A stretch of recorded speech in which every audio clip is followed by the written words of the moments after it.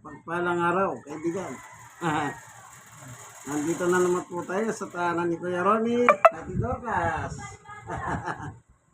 Biyaya ng Diyos. Si edad nilang ito, di 80 na po sila. Nasa senior citizen category. Kanya lang, sana maganda yung category nila. Makasama nila sa binibigay ng gobyerno ng 10K. Kaso, pahirapan pa eh. Meron na balita, basta raw ipalista mo lang at saka na yung pondo. At least may pondo. Ang tanong, kailan? Kung kailan ba yung pondo? Ano po, ayan. Kaya, sana ayusin ng gobyerno ang talagang para sa mga senior citizen. Kasi marami na pong mga senior citizen, yung iba, na maalam na, hindi pa talaga sila nakatikim ng anumang grasya sa mga pinagmamalaki ng gobyerno. Sana ayusin na nila na talagang sa madalit salita, yung sinasabi nilang kailangan ATM na lang. Sa bangko na lang. Wala nang pila-pila pa. Para wag sana mahirapan itong ating mga senior citizen. Ano po? Nagpapasala sila ng batas. Hindi nila pinag-aralan ng gusto. Ano po? Kaya, sige, sa Bible po tayo, ano? Meron tayong Biblia. Kaya narito tayo sa tahanan nila Kuya Ronnie para magkulay ng salita ng Diyos. Yung patungkol sa salita ng Diyos. Sino ang Kristo ng Biblia? Ay, sino ang Yesus ng Biblia? Yan ang ating bibigyan pasin. Kung sino ang Yesus ng Biblia. Pero bago tayo magsimula, siyempre, gaya ng nakaugalian natin, tayo po ay nananalangin, humingi ng tulong sa Panginoon Diyos upang siya ang pumatnubay. Kasi salita niya ito eh. Panginoon Diyos, aming Ama na makapangyarihan sa lahat. Minsan pa, samahan mo po kami sa aming pagbubulay ng iyong salita. Sapagkat ang iyong salita ay pagkain ng aming kaluluwa. Salamat po sa ngalan ni Jesus. Amen. Kaya ang title, sino ang Yesus ng Biblia? Iba-iba ang ating mababasa patungkol sa Yesus ng Biblia. Halimbawa, dito sa 1:1, ang sabi dito, sa pasimula pa ay naroon na ang salita. Kasama ng Diyos ang salita. At ang salita ay Diyos. Pasinin nyo, tatlong verse na ginamit dito. Sa pasimula naroon ng salita. 1. Kasama ng Diyos ang salita. 2. At ang salita ay Diyos. Sa maliwanag dito, ito yung Yesus. Tingnan natin doon sa unang 1. Ganito ang mababasa naman natin. Ganito ang nakatala. Sa unang 1:1, sumulat kami sa inyo tungkol sa Kanya. Nasa simula pa siya na ang salitang nagbibigay buhay. Okay? Narinig namin siya at nakita, napagmasdan, nahipo ng aming mga kamay. Ito po yung Yesus ng Biblia. Ano daw po yung Yesus ng Biblia? Ang nakalagay dito, salitang nagbibigay buhay. Narinig namin, nakita namin, napagmasdan namin, nahipo namin ng aming mga kamay. Yan po si Jesus. Dos, nahayag ang buhay, nakita namin siya at pinatotohanan sa inyo. So, sino ang pinapatutuho ng mga alagad? Nang nakalagay dito, yung nakita nila, napagmasdan, nakasama, nahawakan ng kanilang kamay, siya ang pinapatutuho nila.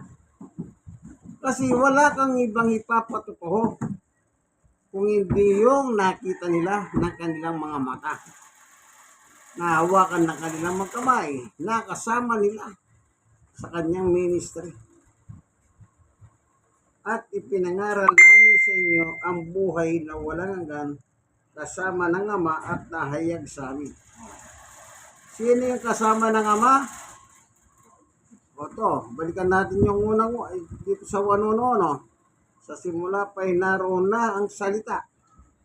Kasama ng Diyos ang salita at ang salita ay Diyos. Sino yung nahayag? Yung salita ng Diyos. Sino yun? Kung pupunta tayo dito sa 14, ang sabi ng 1:14, naging tao ang salita. Naging tao ang salita. Oh.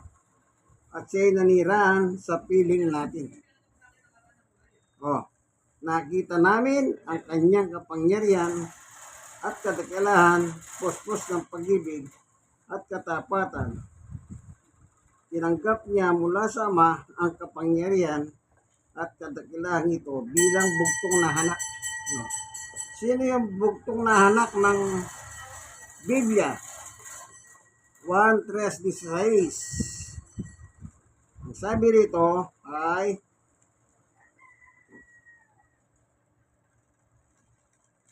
ganito.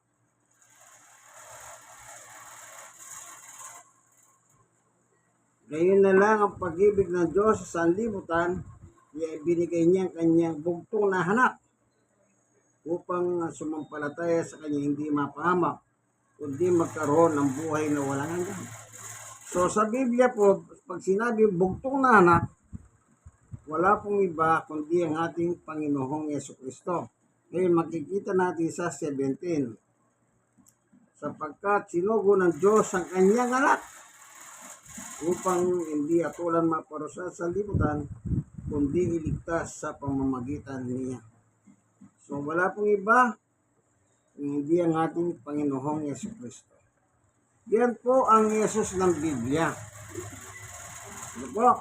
Siya po ang pinagmumulan ng buhay ayon kay Juan.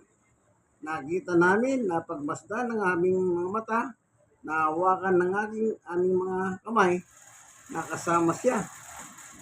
Ngayon, balikan natin yung unang 1. Anong nakalagay pa po doon? Sa 3. Ipinahayag na namin sa inyo ang aming nakita at narinig upang makasama namin kayo sa Ama, kayo sa pagiging sasama at sa kanyang anak na si Jesucristo. Wala pong iba kundi ang Panginoong Jesucristo, ang Yesus ng Biblia. Sinulat namin ito upang malubos ang ating kagalakan. Yan po ang ipinangaral ng mga lingkod ng Diyos sa Biblia sa kanilang panahon para magkaroon tayo ng buhay na walang hanggan. Siya po yung Yesus. Ito po yung pinako sa krus, nagdusa, naghirap para sa ating katubusan ng ating kasalanan. Kung wala pong Yesus, wala po tayong kapatawaran ng kasalanan. Kung tawagin po siya, siya po ang Kristo o ang Mesiyas ng Biblia. Ibig sabihin ng Mesiyas o Kristo ay tagapagligtas. Kaya ang pangalan niya, Yesu Kristo. Yesus na tagapagligtas. Or Kristo Yesus, tagapagligtas na si Yesus. Yan po ang Yesus ng Biblia. Walang labis, walang kulang. Anong trabaho niya? Siya po ay manunubos. Kung tawagin po naman yun yan, sa 1:1:29. Ganito po ang sinulat ni Juan.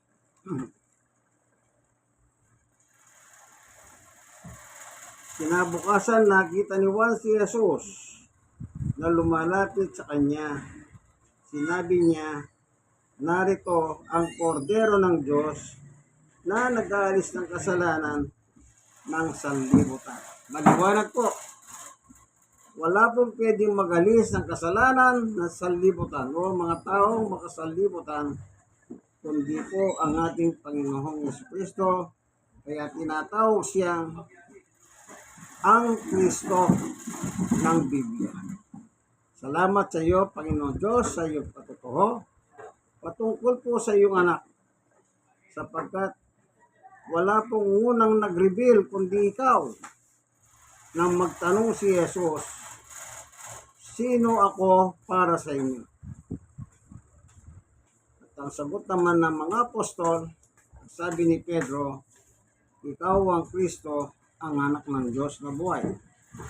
Sinabi ni Jesus, mapalad ka, Simon Barjonas, hindi inihayag sa iyo ito ng sino man tao, kundi ang aking Ama na nasa langit. So, sino po nagayag na si Jesus ang Kristo? Wala pong iba, kundi ang kanyang Ama mismo sa langit. Salamat, Panginoon Diyos. Sa pangalan ni Jesus, amen. Kayo pong mga nanonood ng Bible, video ito, lagi niyong tatandaan, isa lang po ang mananubos ng Biblia. Walang iba, kundi ang Jesus ng Biblia. Liban sa Kanya, wala na pong ibang manunubos ng ating mga kasalanan. Hindi po natin pwedeng sabihin na yung mga santo or santa, wala po silang kinalaman sa katubusan ng kasalanan ng tao. Sa pamamagitan ng pananampalataya kay Jesus. Panguli, ito naman ang sinabi ni Jesus nang kausap niya si Apostol Pablo. Ito yung conversion naman ni Pablo. Anong sinabi ng Panginoong Jesus kay Pablo? Dito sa Gawa 26:18. Sabi niya kay Pablo, at sa pamamagitan ng pananampalataya nila sa akin, sila'y patatawarin sa kanilang mga kasalanan at mabibilang ng mga pinapaging banal. Ayun po ang napakaliwanag. Ang sabi ni Jesus, sa pamamagitan ng pananampalataya nila sa akin, sila po'y patatawarin sa kanilang kasalanan at makakasama ng mga banal ng Diyos. Salamat po, Panginoon, sa ngalan ni Jesus. Kayo po mga nanonood ng video, sana po meron kayong natutunan. Po, meron sanang naiwas sa inyo ng mabuting salita ng Diyos. Dito po tayo sa bahay ni Kuya Romy at Ate Dorcas, Barangay 103, Sony District 1, Tondo, Manila. God bless us all. Bye!